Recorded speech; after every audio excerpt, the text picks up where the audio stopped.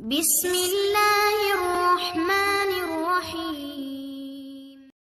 حضرت ابن عباس رضی اللہ عنہ بیان کرتے ہیں، رسول اللہ صلی اللہ علیہ وسلم نے فرمایا، دو نعمتیں ایسی ہیں جن کے بارے میں بہت سے لوگ خسارے میں ہیں، صحت اور فراغت۔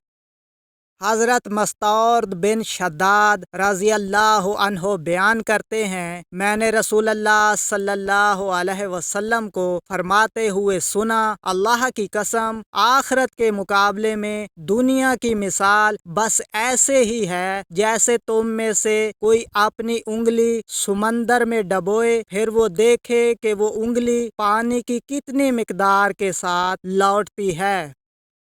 حضرت جابر رضی اللہ عنہ بیان کرتے ہیں کہ رسول اللہ صلی اللہ علیہ وسلم بکری کے ایک چھوٹے کانوں والے مردار بچے کے پاس سے گزرے تو آپ صلی اللہ علیہ وسلم نے فرمایا، تم میں سے کون اسے 1 درہم میں لینا پسند کرے گا؟ صحابہ کرام نے عرض کیا، ہم تو اسے کوئی معمولی چیز کے بدلے میں لینا بھی پسند نہیں کرتے۔ آپ صلی اللہ علیہ وسلم نے فرمایا، اللہ کی قسم، اللہ کے نزدیک دنیا اس سے بھی زیادہ حقیر ہے جتنا یہ بکری کا مردہ بچہ تمہارے نزدیک حقیر ہے۔